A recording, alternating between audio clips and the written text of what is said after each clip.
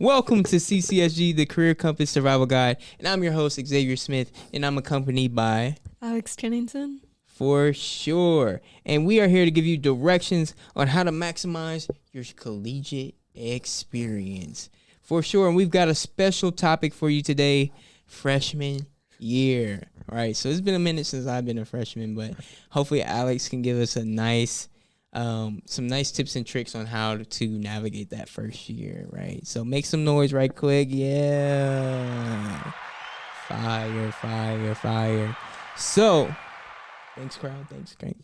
Quiet down. So, first thing is, how did you get prepared to come to college? Like, how did you get prepared in the sense of getting ready for the dorm? Maybe how did you write goals for yourself?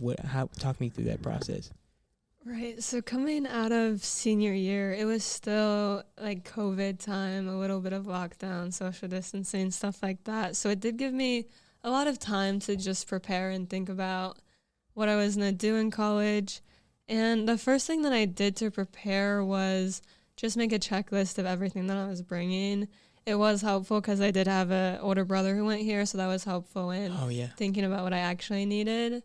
And even with that checklist, I was still packing a little bit last minute, but it was helpful that even though it was super stressful at the time, a lot of the stuff, when it actually came down to it, it ended up being pretty easy just because when you actually get there, you'll probably have to go to Walmart either way. It doesn't all have to be done before you leave. Yeah. And you find out there's a lot of things that you do need that you didn't bring that you just have to get when you're already there. And then there's a lot of stuff that you're not going to use as well, so... Talk about that. That's kind of wow. Things that you won't use, right? So, what are like 2 or 3 things that you recall being like the most effective things that you brought? The most effective thing that I had is kind of random, but honestly a steamer, just because for professional clothes, they wrinkle super easy. It's going to be a problem too. Like in the dorm, you don't have a lot of closet space, so you're having to kind of shove things in your closet and things are going to get super wrinkled. And so having just a really easy way to get out the wrinkles was super helpful, especially since people told me that I didn't need it. But I brought it anyway, and I'm glad I did. And it's way easier than like using an iron, so I would definitely recommend. Yeah, now that I think about it, I brought an iron the first year, and I didn't have enough space for the board and... Like, I had a full board, like 7-foot board, or not 7 foot, 6 foot, or however long they are. And to your point, a steamer might have been more effective. So thank you so much for that expert tip there. So talk to us about some of the things that you brought, maybe that you were like, nah, I don't really need all that. For me, just because of the dorm that I was in, I actually didn't need a Brita. You might, just depending on which one you're in. And it could still just be useful, but a lot of the dorms do have like the bottle filler filtered water. Yeah. And so I don't really think that you need one. And there's tons of places on campus, but I guess it's a convenience thing, to each their own. But I didn't really end up using mine. For sure. And so as you know, if you're like me, you're an overpacker, right? I just brought so much stuff. And over the semester, I ended up accumulating so many different things as well, and so it became overwhelming. How was your actual dorm experience, though?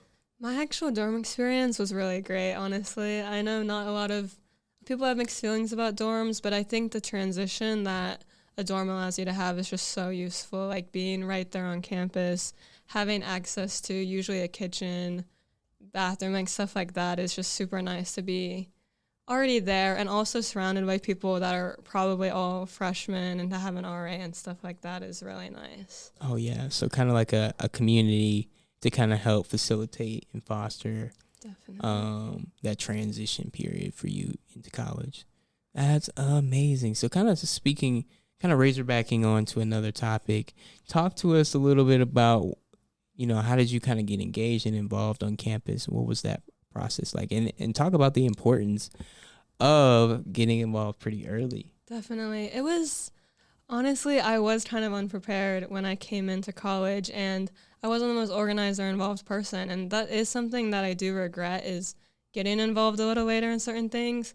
And if that does happen to you, like, you can always get involved later, but it's so important in the beginning to really try and get involved in certain things, especially like some places on campus you really do have to get involved early. Like student government has a freshman only program that's super helpful for if you want to be in it in the future. That's just a really great like direct pipeline into the organization, as well as university programs has an upstart program. Like almost every registered student organization has something specifically for freshmen to get involved, and that will help develop you as a leader and make connections super early on, so you don't have to work twice as hard later to try to make the same connections.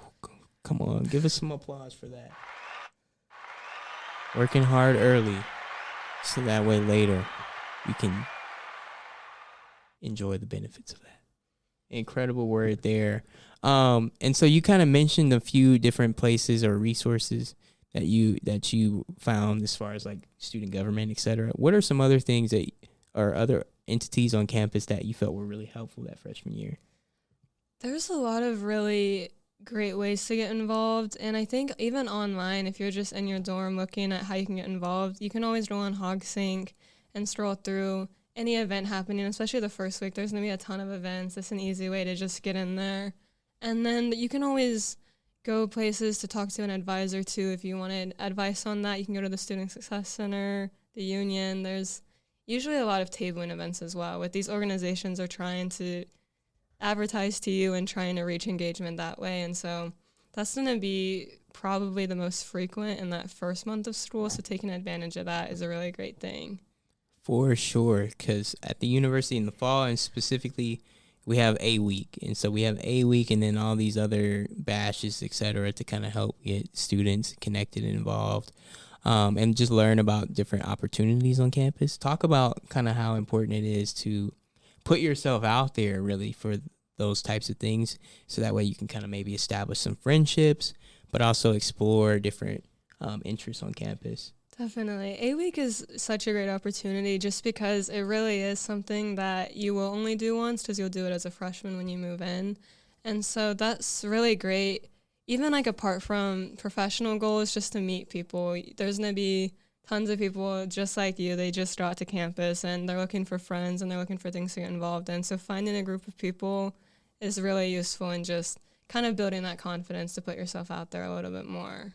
For sure. And so something that you may think is taboo, maybe on the high school level, is just walking up to strangers or like people you aren't familiar with already and just introducing yourself. Especially, I felt like the freshman year, those first couple of weeks, I'm trying to meet as many people as possible because we're all trying to meet people. And so definitely put yourself out there and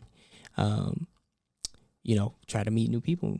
Another thing as far as your freshman year, are there any last minute tips or tricks that you feel like they should know for being successful, maybe academically and professionally, that freshman year? I think academically, something that is really important, something that I wish that I would have looked at a little bit more, is to just think about the amount of credits you're coming in with, or think about the place that you're at right now and where you want to be. It can be super stressful because you're so new to campus. You might not really know what you want to do, but still just like if you're coming in with a lot of credits, you might think about double majoring early. You might think about adding a lot of minors early, and adding that to your degree plan as early as possible is going to be really helpful in the future, just to have the credits that you need and to always be on a certain track. And so I think really if you can, when you get here, to honestly talk to an advisor as soon as possible is really helpful. You heard it here first. Talk to an advisor. Come on, make some noise for that. Make some noise. Because if you want to have a good experience, there's people to help. All right. And so, Alex, thank you so much for your time here to kind of give us a couple quick tips on how to be successful in your freshman year. And you've heard it here first at the CCSG Career Compass Survival Guide. Stay tuned, stay locked in for more college experience related content. And with that, folks, we're out.